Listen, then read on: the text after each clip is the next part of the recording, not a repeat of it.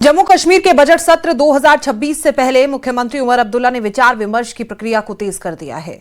कश्मीर के बाद अब मुख्यमंत्री जम्मू पहुंचे हैं, जहां सिविल सेक्रेटेरिएट में उद्योग, पर्यटन और व्यापार से जुड़े प्रतिनिधियों से बजट को लेकर मंथन किए जा रहे हैं। देखिए जम्मू कश्मीर के बजट सत्र और प्री बजट विचार विमर्श पर हमारी ये खास रिपोर्ट।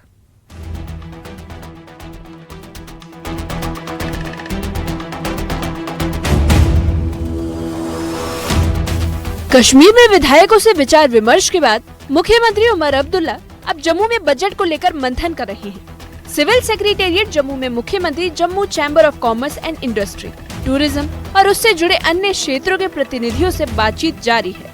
इन बैठकों का मकसद है बजट में ट्रेड, इंडस्ट्री और टूरिज्म से जुड़े सुझावों को शामिल करना। जम्मू कश्मीर असेंबली का बजट सेशन 2 फरवरी से शुरू हो रहा है और तकरीबन ये 1 महीना चलता रहेगा। 2 ब्रेक्स में इस बार का बजट सेशन रखा गया है।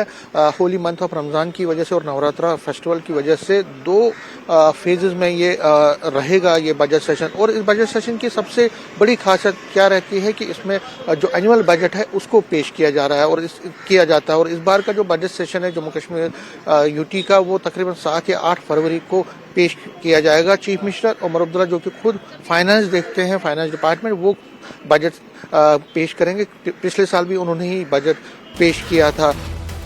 मुख्यमंत्री उमर अब्दुल्ला ने इस बार बजट से पहले प्री बजट विचार विमर्श की पहल की है।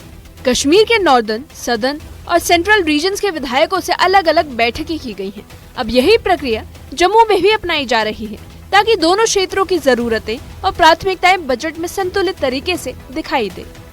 उस सिलसिले में अगर हम चीफ मिनिस्टर की बात करें तो उन्होंने श्रीनगर में भी कंसल्टेशंस की थी लेजिस्लेटर्स से भी, जो कश्मीर डिवीजन के जितने भी लेजिस्लेटर्स हैं मुख्तलिफ पॉलिटिकल पार्टीज के, उनसे उन्होंने बात की। और उसके साथ साथ जो स्टेक होल्डर्स हैं जिसमें आम लोग हैं, अनएम्प्लॉयड यूथ हैं, टूरिज्म से ताल्लुक रखने वाले, tour and travellers, hoteliers, industry, business और बाकी जितने भी अलाइड सेक्टर्स हैं, जो स्टेक होल्डर्स होते हैं एक्चुअली, उनसे उन्होंने बात की और डिटेल उनसे सजेशंस ली, फीडबैक लिया कि क्या क्या चीजों को इनकॉर्पोरेट किया जा सकता है बजट में।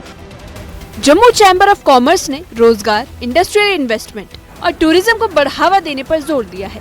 पर्यटन और संबंधित क्षेत्रों से जुड़े प्रतिनिधियों ने इंफ्रास्ट्रक्चर सुधार, कनेक्टिविटी और टिकाऊ पर्यटन को प्राथमिकता देने की मांग रखी है।